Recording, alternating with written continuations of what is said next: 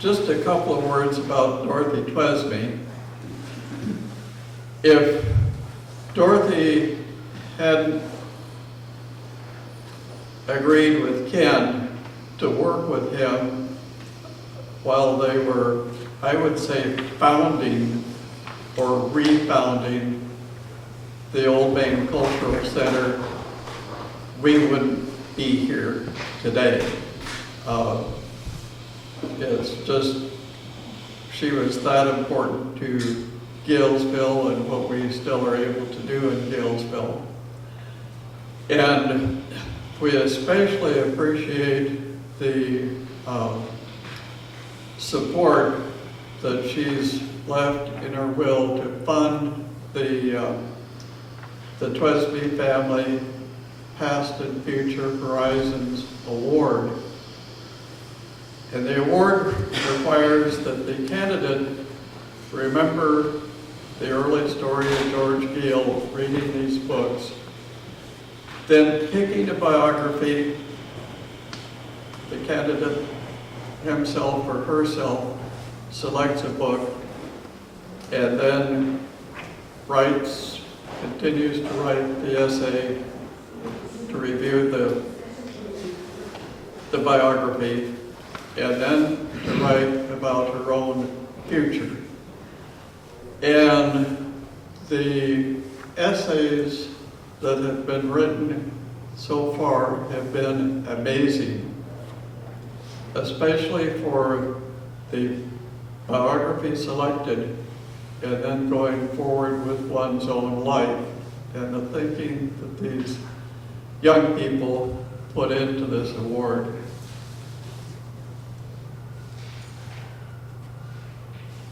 I want to mention that Amelia selected Chief Blackhawk, and we have some interest at Old Main in Native Americans.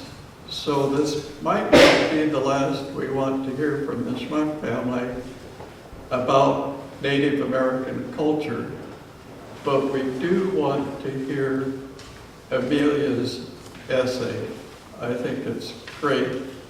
We have a printed copy, but this is our opportunity to hear Amelia herself present it. So, Amelia.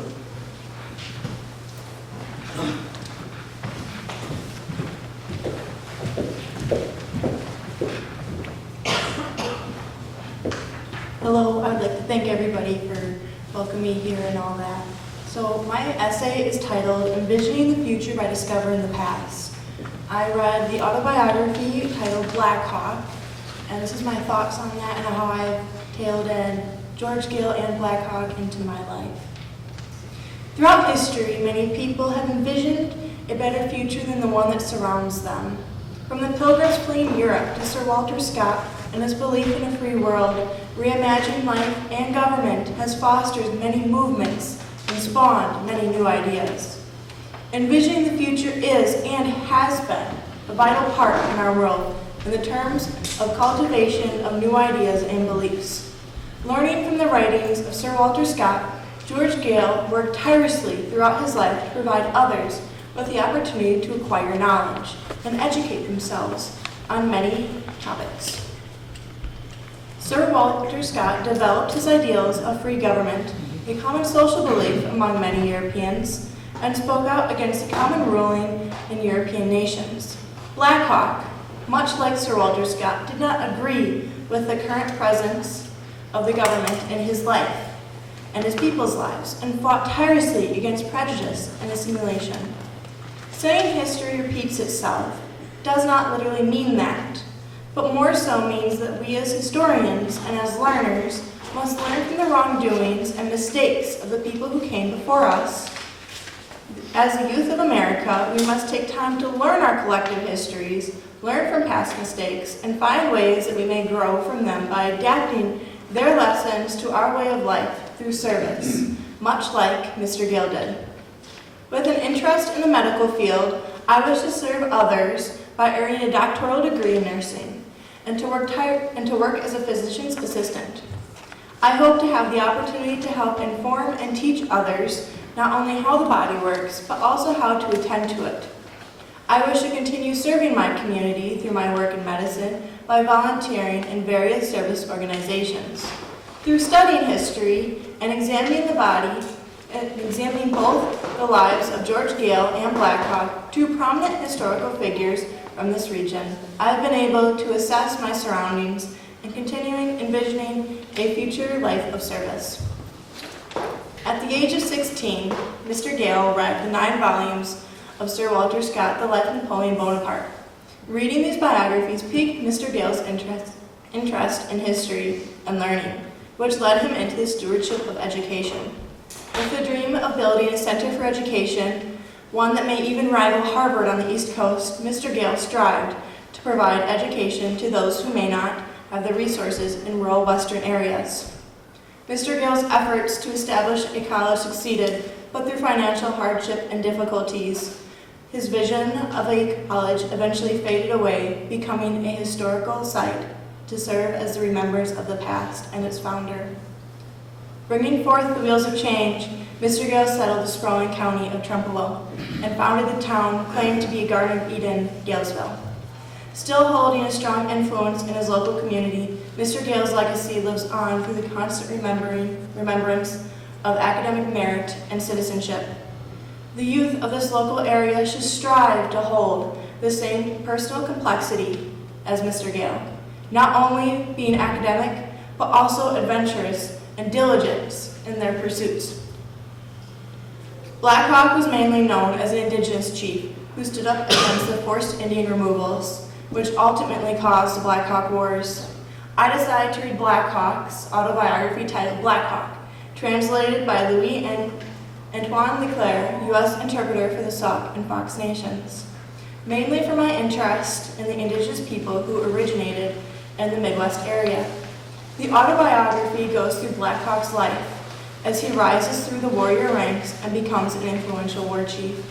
Black Hawk recalls many predominant historic events from his life. For instance, oral history, the Revolutionary War, War of 1812, forced Indian removal and all its relevant events, and the War of Black Hawk's War. While reading through Black Hawk's biography, the reader will distinctly notice the voice of Black Hawk, as if his oration was rising off the page in one profound speech. The reader will hear the cadence of his voice as it brings an echo of the past. As I have found most of the time when learning of Indigenous history, the educator will assign an emotion, which does not allow the student to create their own. What I enjoyed about the Black Hawk was the educator. He did not entirely assign or prompt a main emotion to his story, but allowed the reader, the student, to develop their own. Many times throughout Black Hawk's narrative, when he started to fixate on his own emotions, he claimed that I'm digressing from the story and continued with his oration. Also while reading, the reader will start to understand who Black Hawk was and get a sense of his essence. I noticed for myself this became relevant when Black Hawk recollected of his times in the War of 1812, where he fought against the Americans along with the British. Black Hawk also was a very honorable man. Indigenous people are often depicted on television as wild savages, only murdering and destroying anything that is foreign to them. While this depiction may be true for some individuals, I do not believe that is an accurate depiction of Black Hawk nor his people. Prominent moments where the reader can see his honor is when Black Hawk is looking to avenge one of his relatives. He gives a white man mercy who was very kind to him and his people. In that same excerpt, he relays how he noticed children hiding in bushes. He took no notice to them as he remembered his own children. The main thing that really overtook me while reading was the dedication page. Black Hawk dedicated the book to General L.H. Atkins, who oversaw the arrest, imprisonment, and release of Black Hawk and his companions. There are two main lessons the reader can get from this dedication. One, Black Hawk expresses the kindness Atkins displayed to his prisoners. After tireless war, Atkins still treated and acted kindly to Black Hawk and his companions, and arguably treating them better as their captor than some white settlers. This can be translated into modern life as showing kindness to others no matter the differences that they hold. 2. In the last part of Blackhawk's dedication, he wishes upon Adkins to never be put through what he and his people have been diminished to. Blackhawk verbalizes that you may never experience the humility that the power of the American government has reduced me to, was once as proud and bold as yourself. This quotation was so powerful to me as I read the biography. The reader can truly grasp how Blackhawk felt, that he truly would not wish this on anyone, even the person who is seen as his greatest enemy. The reader can take from this to never wish ill fortune on anybody, and it ties back to the golden rule, to treat others as you wish to be treated. I truly have enjoyed reading Blackhawk and autobiography. It has expanded my knowledge not only on the history of the Stalking Fox, but also their culture and traditions. Blackhawk does a wonderful job briefly describing different traditions and referencing different dances. Those who may enjoy reading Indigenous history, war stories, or simply American history should definitely look into reading Blackhawk. History will always be important to me, and I will continue to take the time to expand my knowledge. The world is constantly discovering new aspects of history, discovering new and developing an understanding of events. As a historian, I look forward to continuing to learn of those advancements. My job as a youth in history is to learn from the mistakes made by our ancestors and understand where people have gone wrong and incorporate ways not to make the same mistakes in my life. It is also my job to accept history, even the dark parts. It is still part of our evolution through time. Even with the sorrowful events of Indian removal, our nation has been shaped and continues to be shaped by those actions. It causes me to wonder where our ancestors may have settled if Indigenous presence was higher and seen more threatening. Would our country's population be more dense on the East Coast and less spread out through the Midwest? The amount of people who rose to power from their service in the Army fighting against Indigenous people makes me wonder if we would have never heard names like Zachary Taylor, Andrew Jackson, and more importantly, Abraham Lincoln. It is important to know history, to know where we have came from, and as part of our culture and identity as United States citizens.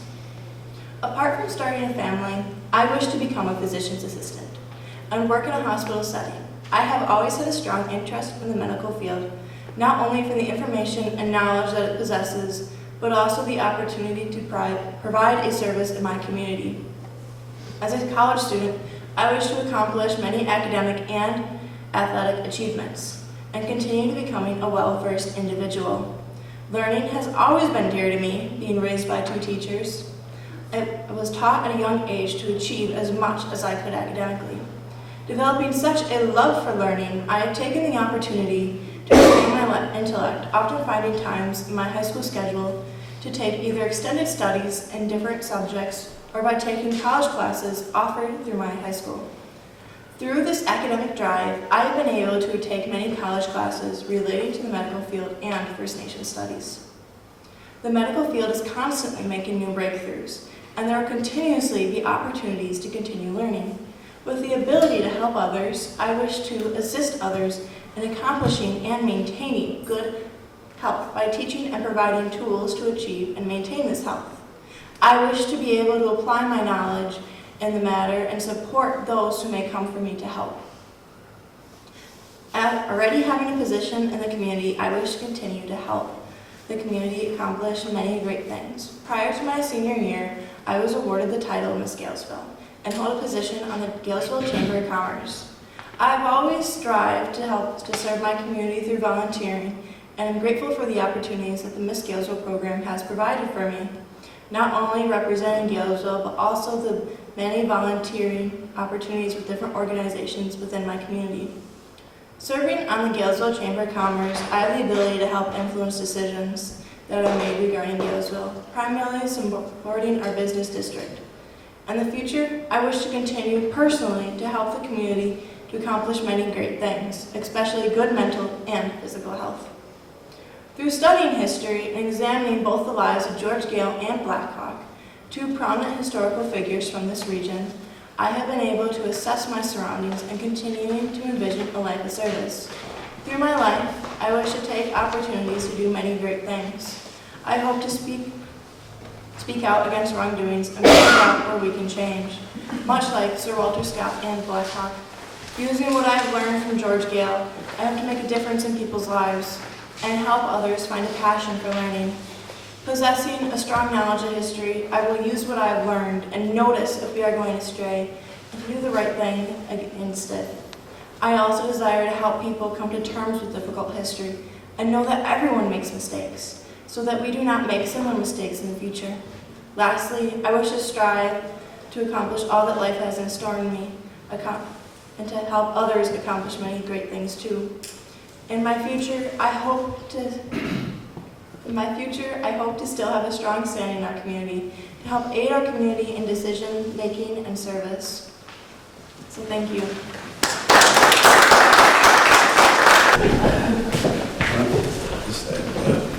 So I'm Tim Twesby. This is my sister Katie. Hello. And Amelia, that was very impressive. Very that was nice. incredible. So on behalf of our family, here's your award, your scholarship award. Yeah. And good luck. Congratulations. Congratulations.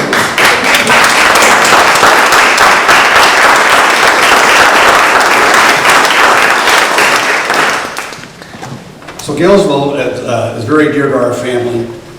Our family's been in Galesville for close to 150 years. And we always hold Galesville very dear in our hearts. So, as I told Jim in a phone call earlier this week, I said, I couldn't imagine having a better childhood than growing up in this community. We all love Galesville. It was an incredible place to grow up. It was a little challenge living in Ted, but we all got through it. We're better because of it. So, and my mom was very active in the community as well. And this, my brother actually contributed. Thank you.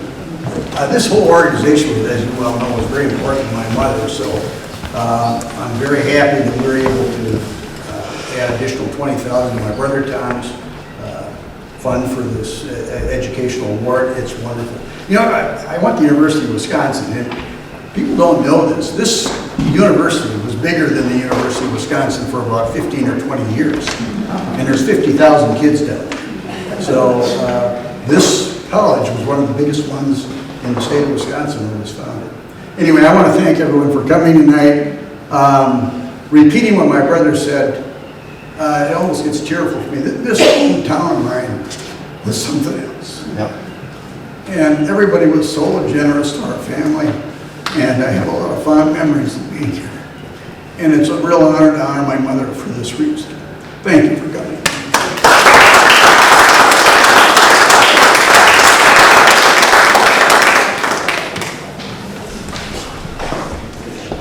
Good afternoon. I'm Diane Thatcher. I'm the newest president of the board here at Old Main. I heard some comments on people that last year we were all on the first floor. Well, since then we have proved that our building is solid.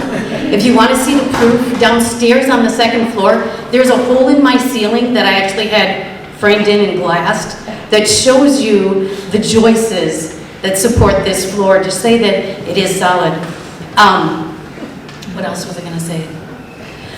We've been trying to keep the building up, so we redid the roof, we resealed it this year. Our next project is that we're going to do the eaves and the soffits, because we have this really friendly squirrel who keeps coming in and leaving us walnuts. And the exterminator said that we couldn't get rid of him until we got rid of the hole. So, but he wasn't willing to do it because it's 40 feet up and they don't go that high. So I hired another company. They'll be coming in the first part of August to redo the soffits and fascias and also do the tuck pointing so that our building will be good and solid for a long time. We have some fabulous things on the schedule for this year and this summer. Our concerts on the lawn are the 4th Saturday of June, July, and August. And then we have our main event. I have a sneak preview of our main event, Fall Fest Boutique, in the front room, if you want to take a look. We are looking for donations for that. We decided not to do the silent auctions and the baskets, because we feel everybody is doing that. So we're going to create our own little store with hopefully things that people will donate. I'm going to put in some honey. I have a couple of wood pieces that have already been donated and a couple of baskets and different things. So if you want to walk in there and see if you can find some ideas for things that you can put in my store, I would really appreciate it. I want to thank everybody for coming. Dorothy was a wonderful lady. I met her when we first came to town, shortly before she left town, and she was always very welcoming and very personable, and she had a way of getting you involved. Needless to say, that's how I'm here. The next person who's supposed to talk, so I'm not throwing money around, is Tom Thatcher, our new mayor. No. Dave Carlson. Oh, I'm sorry. I missed you, Dave. Come on up.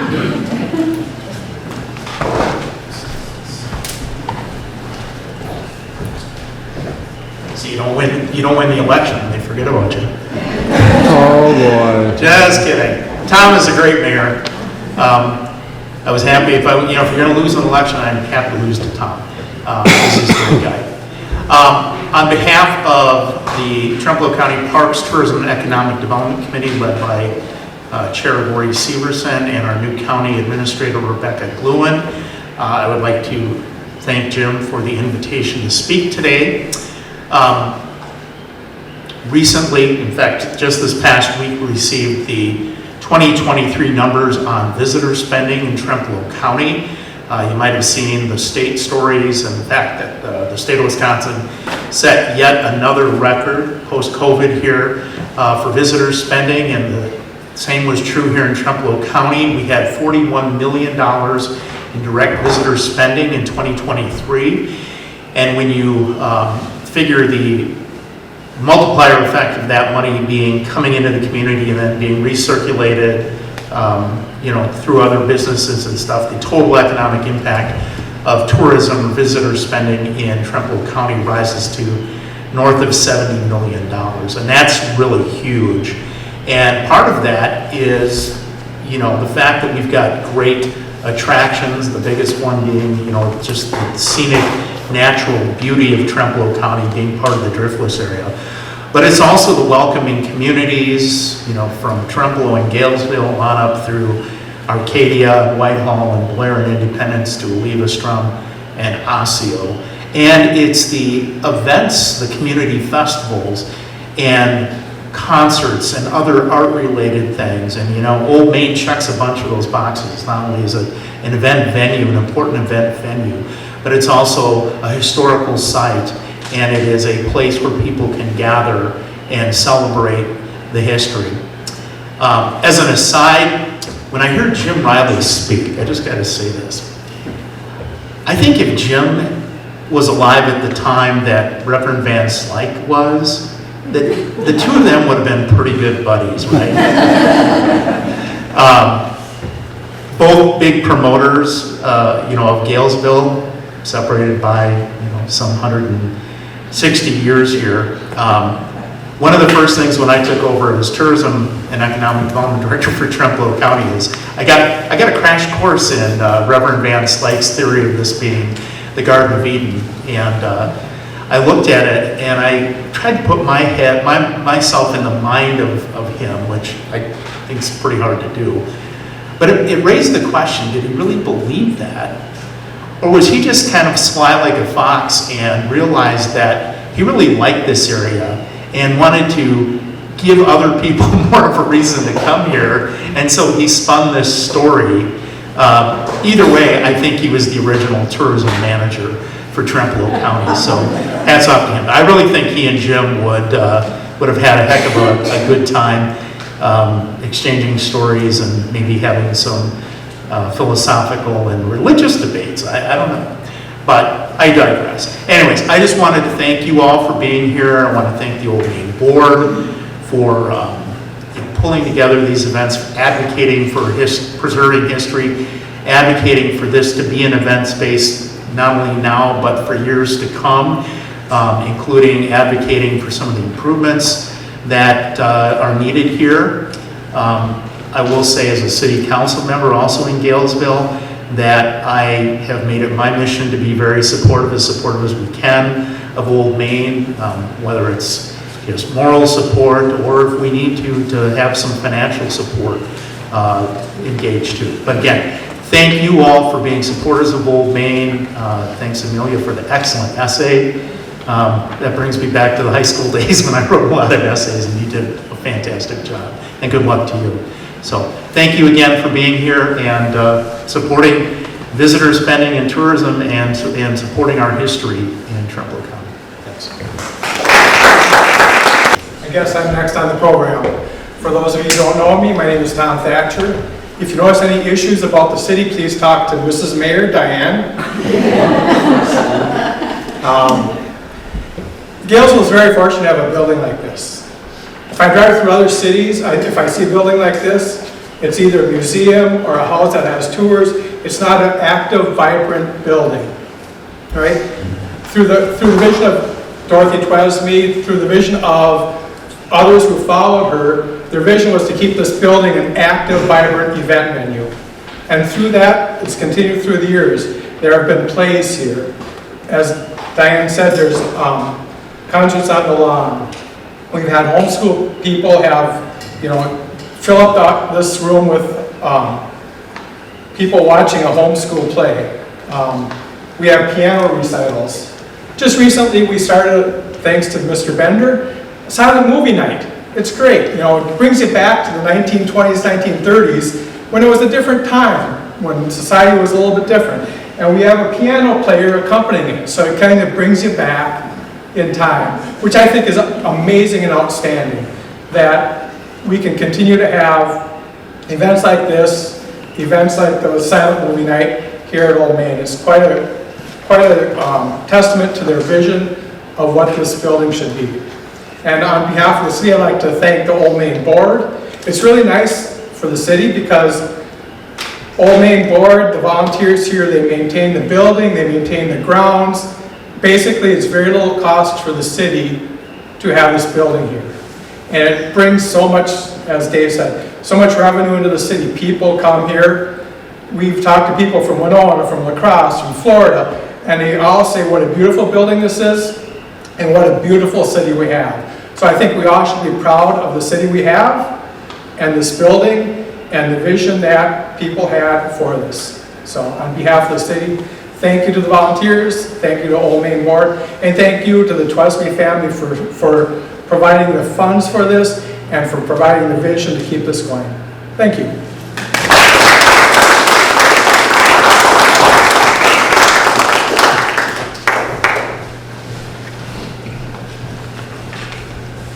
Now that I've heard those guys, there's a lot I can think of to say. I think it's time to quit. And also to go down and see what's on the second floor, hear the melodeon. It could be the only one you've ever heard. And then go on down and have strawberry shortcake. All of you know that nothing happens without money. And there is a jar where you can put in a few dollars to help keep the squirrels out. So thank you. Thank you.